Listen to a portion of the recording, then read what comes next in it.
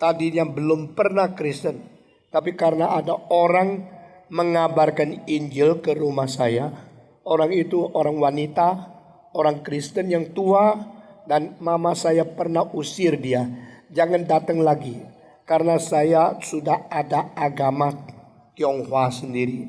Saya tidak akan menjadi orang Kristen. Diusir.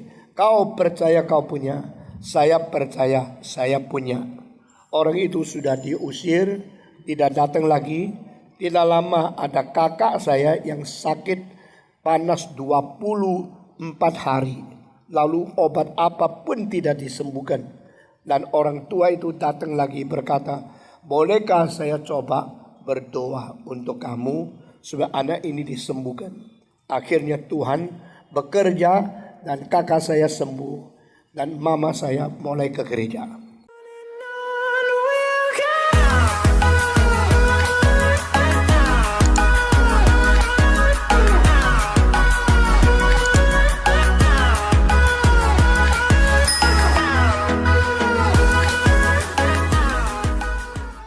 Ya, salam sejahtera bagi kita sekalian, teman-teman semuanya. Pada video kali ini saya rindu sekali ingin berbagi sebuah video kesaksian dari seorang hamba Tuhan yang luar biasa, yaitu Bapak Pendeta Stephen Tong, yang selama ini kita mengira beliau ini bahwa dia adalah seorang Kristen sejak lahir, tetapi ternyata teman-teman sekalian bahwa beliau ini adalah seorang Mortadin. Nah, pada kesempatan kali ini marilah kita simak bersama-sama kesaksian dari beliau sebelum dia mengenal Yesus Kristus. Ini videonya yang berikut ini. Pada waktu saya umur 3, ayah saya meninggal dan mama saya umur 33. Dengan air mata dia berlutut di hadapan Tuhan Yesus, berjanji tidak menikah lagi. Mama saya cantik loh. Itu sebab saya juga lumayan kan. Saudara-saudara, umur 33 masih ada pria-pria yang datang mau melamar mama saya. Meskipun dia sudah mempunyai 8 anak. Tetapi dia bilang tidak. Saya sudah janji sama Tuhan tidak menikah lagi. Dan saya janji untuk setia sampai mati menjadi janda yang suci. Sesuai dengan Alkitab. Diuji sampai umur 60 tahun. Janda yang suci dihormati di dalam gereja. Dan mama saya bekerja dengan susah payah untuk membesarkan anak-anaknya.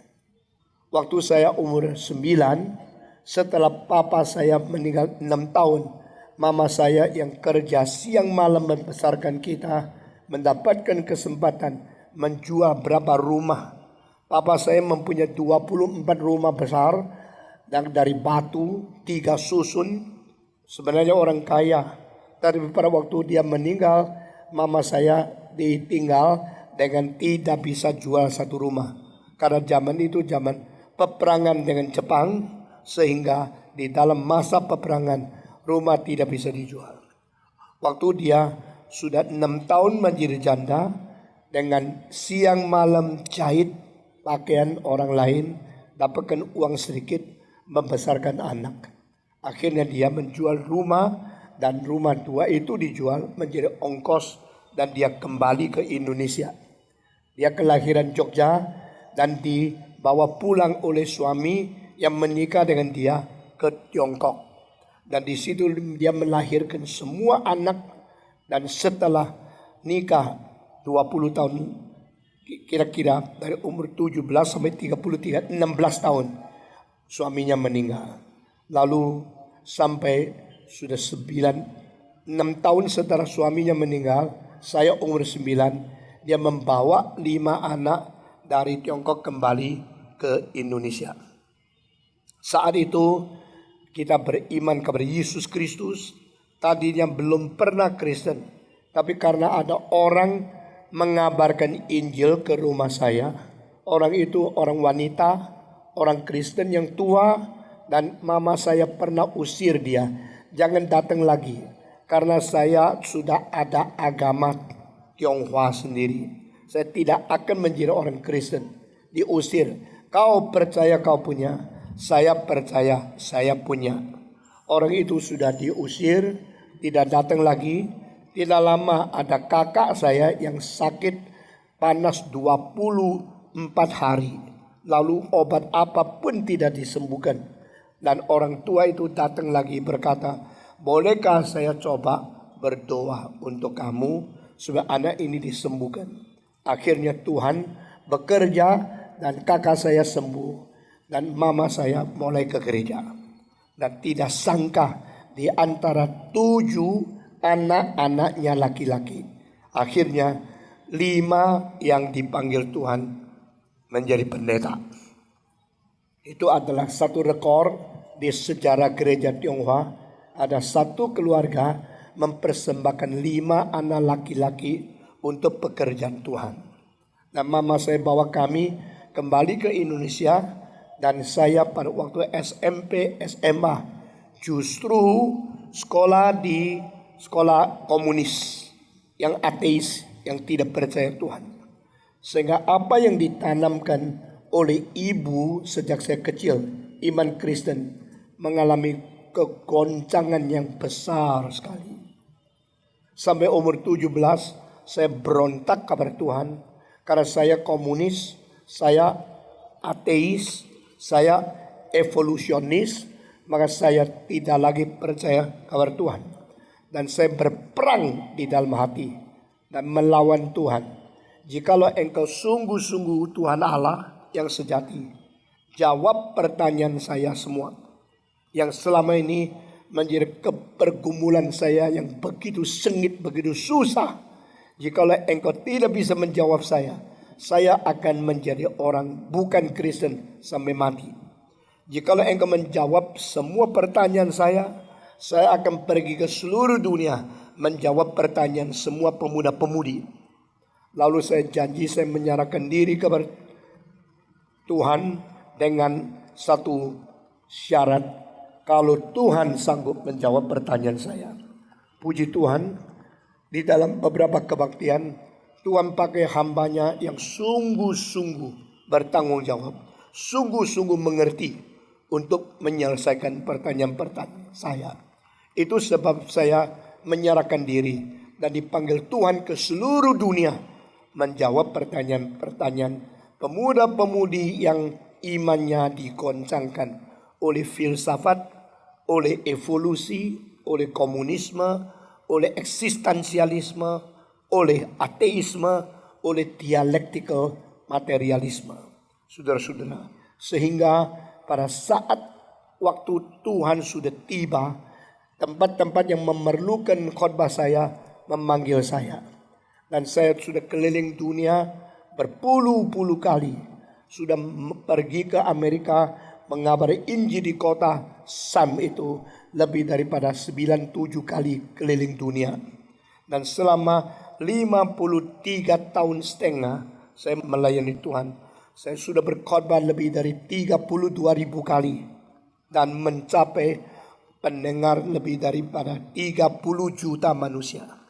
Saudara-saudara, hanya di kota di Amerika saja saya sudah pernah keliling lebih 100 kota. Dan di Indonesia dari Aceh sampai Papua saya berkhotbah di puluhan kota dan di dalam lebih daripada 1.000 gereja.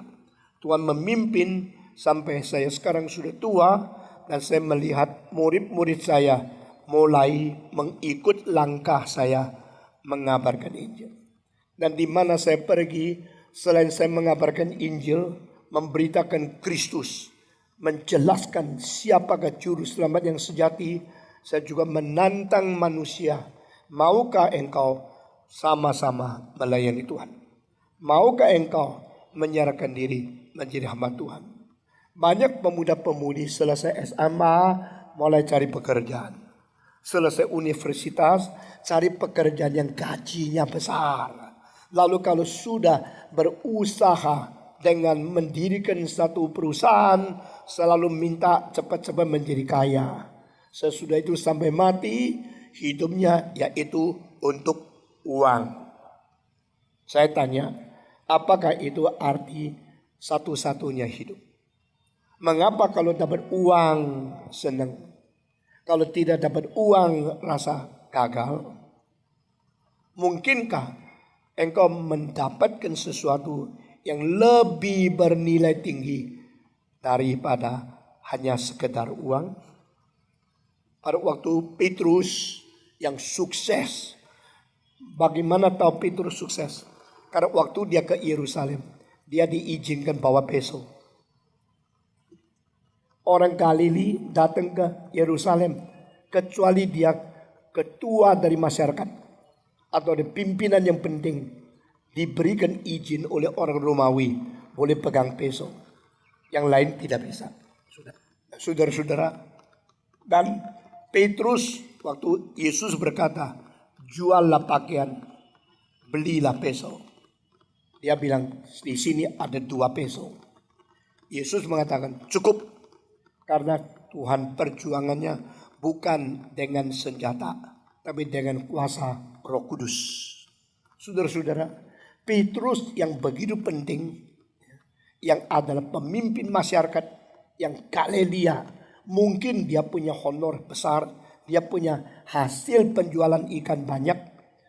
Yesus Kristus berkata, Petrus, ikutlah aku akan menjadikan kamu penangkap manusia, bukan lagi nelayan yang menangkap ikan. Petrus langsung serahkan semua. Kapalnya diserahkan kepada orang lain. Usahanya yang sukses diserahkan kepada orang lain. Dia dengan kedua tangan yang kosong mengikut Yesus untuk menjala manusia, bukan menjala ikan. Pemuda Galilea yang sukses ini akhirnya mati dipaku tersalib karena dia setia kepada Tuhan. Waktu dia dipaku di atas kayu salib, dia minta kepada tentara Romawi, bolehkah izinkan saya disalib terbalik? Kenapa? Karena saya tidak layak salib di atas kayu salib sama seperti Tuhanku. Tuanku disalib begini, biar saya disalib terbalik. Kami kabulkan. Lalu dia disalib. Saya percaya dia lebih cepat mati dari siapapun. Mungkin setelah dibalikkan salibnya, di dalam tidak sampai 15 menit, dia sudah meninggalkan dunia. Karena memang Tuhan cipta pipa darah dan daya pompa di tubuh kita yang lain. Yang ke bawah, ini perlukan tenaga tidak banyak karena kreativitas. Yang ke kepala, ini perlu kekuatan lebih banyak karena di atas. Maka jantung kita dekat atas supaya jarak ke kepala itu pendek. Jantung kita ke kaki panjang karena ini ngalirnya lebih gampang.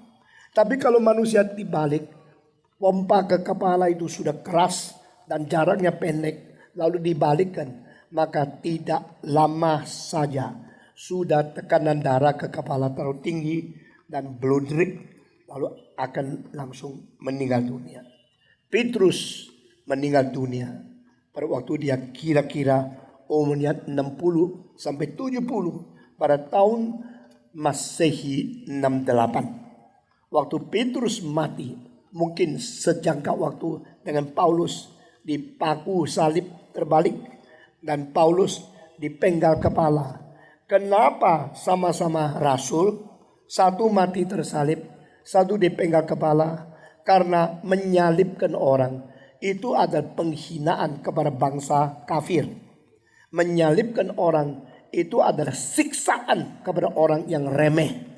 Sedangkan orang Romawi, bagaimana berontak, bagaimana besar dosanya, bahkan menjadi perampok, membunuh dan membakar, tidak boleh disalibkan. Karena dia adalah bangsa Romawi yang harus direspek. Bangsa Romawi yang lebih mempunyai kekuatan dan mempunyai kehormatan dari segala bangsa. Itu sebab Paulus adalah seorang Romawi, mereka tidak mungkin menyalibkan dia, maka dipenggal kepala supaya langsung mati. Tapi Petrus digantung. Orang yang digantung di kayu salib tak mungkin langsung mati, karena menurut sejarah ada yang mati setelah 3 hari. ada yang 5 hari. Juga ada catatan yang paling lama 7 hari. Dengan demikian menyiksa orang kafir. Orang bangsa lain disiksa karena orang Romawi menganggap diri bangsa yang paling tinggi. Mereka membiarkan engkau dianiaya pelan-pelan, sakit, siksa terus sampai berapa hari baru mati. Paulus dipenggal kepala, Petrus disalib terbalik, dua-duanya pada tahun sesudah Masehi 68. Di bawah pemerintahan Kaisar Nero yang gila itu. Saudara-saudara, setelah selesai itu kekristenan dianiaya 10 kali dari abad pertama sampai abad keempat 325.